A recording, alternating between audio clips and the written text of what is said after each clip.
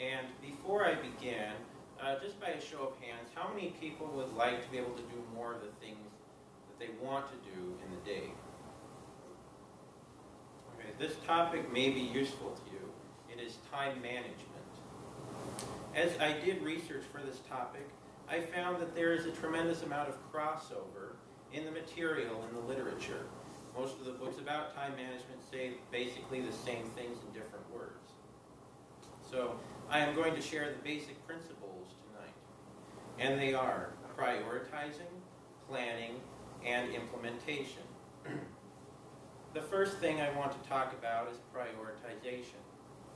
Alan Lakeen, in his book, How to Get Control of Your Time and Your Life, says that in order to prioritize, one should write a to-do list and then rank the tasks in order of importance. Important items being ranked A, less important items being ranked B, and trivial items being ranked C.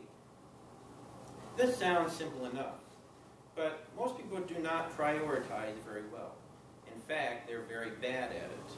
According to the article Deadline Rush from the Journal of Psychology, a, quote, deadline rush, unquote, describes the phenomenon of putting off work that is due at a distant time, followed by a rush of work as the deadline fast approaches.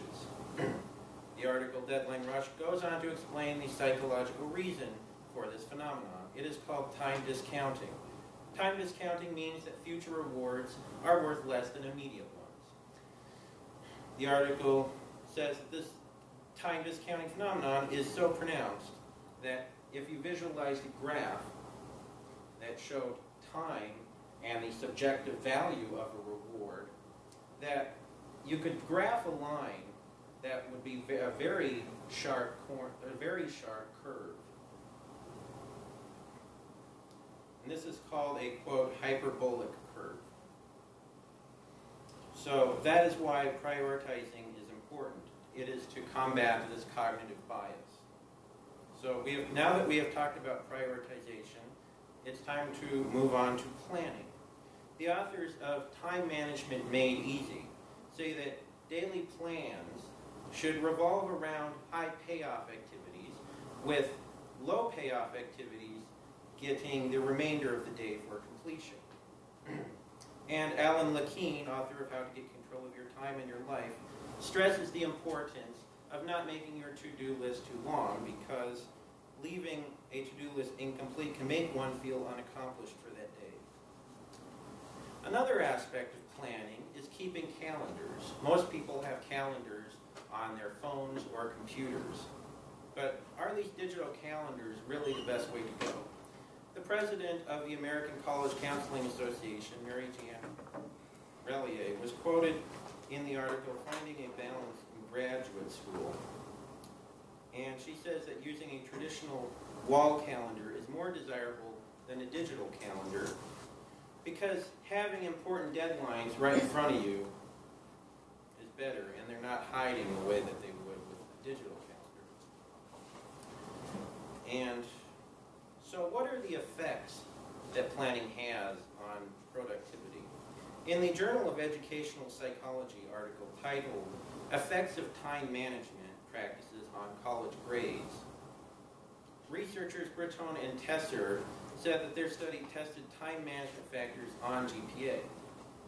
And the study showed that practices such as scheduling weekly and daily tasks, as well as sticking to priorities, predicted good college grades.